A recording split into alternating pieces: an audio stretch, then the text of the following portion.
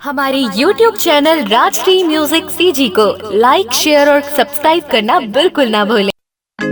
सोना उपजय नहीं ना मोती लोरे डार, गए समय बहुरे नहीं ना खोजे मिले उधार।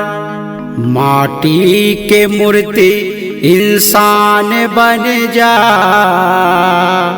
पूजा तोर होही संत ज्ञानी बन जा।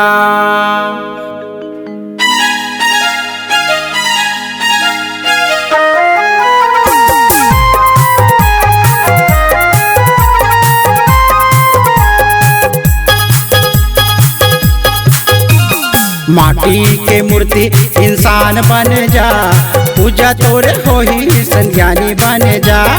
पूजा तोरे होही संज्ञानी बन जा, पूजा तोरे होही संज्ञानी बन जा।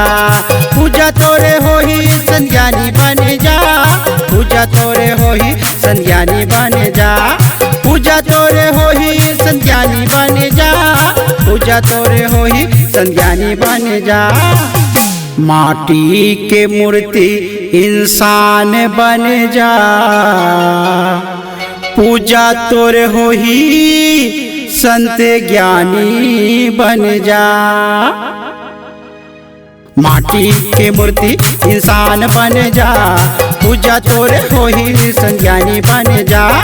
माटी के मूर्ति इंसान बन जा, पूजा तोर होही संज्ञानी बन जा।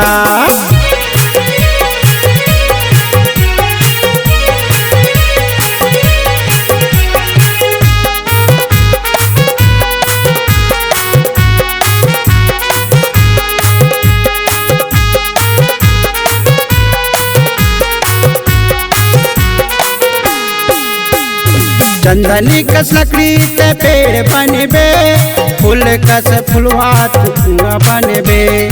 चंदनी कस लकड़ी ते पेड़ बनबे, फूल कस मोंगरा ते फुलवा बनबे। रास्ता के रुखवा ते छैया बन जा, रास्ता के रुखवा ते छैया बन जा। पूजा तोरे होही संज्ञानी बन जा, माटी के मूर्ति इंसान बन जा। पूजा तोरे होही संज्ञानी बन जा।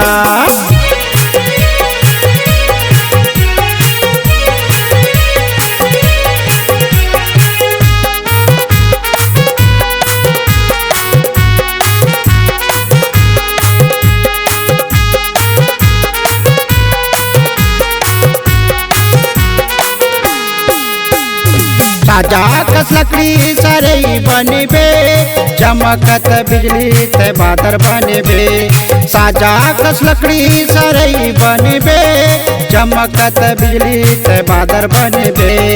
नदिया कस पानी ते निर्मल बन जा, नदिया कस पानी ते निर्मल बन जा। पूजा तोरे होही संज्ञानी बन जा, पूजा तोरे होही संज्ञानी बन जा। पूजा तोरे होही संज्ञानी बन जा, पूजा तोरे होही संज्ञानी बन जा। पूजा तोरे होही संज्ञानी बन जा, पूजा तोरे होही संज्ञानी बन जा। माटी के मूर्ति इंसान बन जा, पूजा तोरे होही संत ज्ञानी बन जा। माटी के मूर्ति इंसान बन जा, पूजा तोरे होही संज्ञानी बन जा। माटी के मूर्ति इंसान बन जा, पूजा तोरे होही संज्ञानी बन जा। पूजा तोरे होही संज्ञानी बन जा, पूजा तोरे होही संज्ञानी बन जा। पूजा तोरे होही संज्ञानी बन जा, पूजा तोरे होही संज्ञानी बन जा। अपने दिल की आवाज सुनने वाले अपने आवाज से पहचान बनाने की ललक और अपना टैलेंट लोगों तक पहुंचाने के लिए आए राजश्री म्यूजिक स्टूडियो, जहां गाने और वीडियो की बेहतरीन रिकॉर्डिंग की जाती है। Rajshri music audio video recording studio, Birgaon, Raipur, Chhattisgarh.